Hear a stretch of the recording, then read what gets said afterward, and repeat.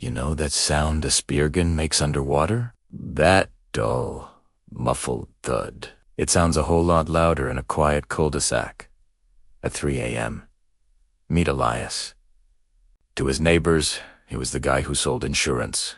But at night, Elias was a fisherman. He didn't go to the lake, and he didn't own a boat. He wore chest-high rubber waders and stalked the manicured lawns of the suburbs, holding a modified, high-tension pneumatic harpoon. Elias didn't hunt bass or trout.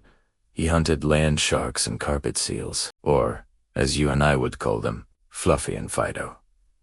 It started out of desperation just to put food on the table when the money ran dry. A stray cat here, a loose bulldog there. But then, Elias found the internet. He launched a dark web storefront called the Urban Catch. He marketed the meat as locally sourced, organic high-protein game. And the terrifying part, people bought it. Business was booming. He treated the neighborhood like the open ocean. A golden retriever wasn't a family member.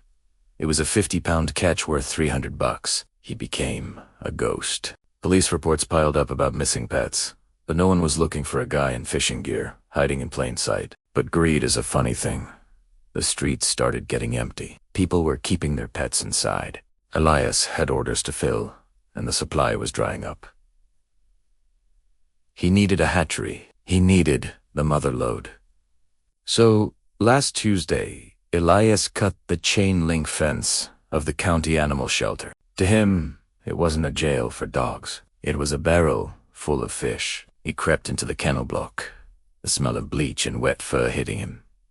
The dogs started barking a deafening chorus. He raised his harpoon, aiming through the bars at a massive Great Dane. He whispered, "Gotcha." Click, but the harpoon didn't fire. The safety was jammed. Suddenly, the overhead lights flooded the room with blinding white light.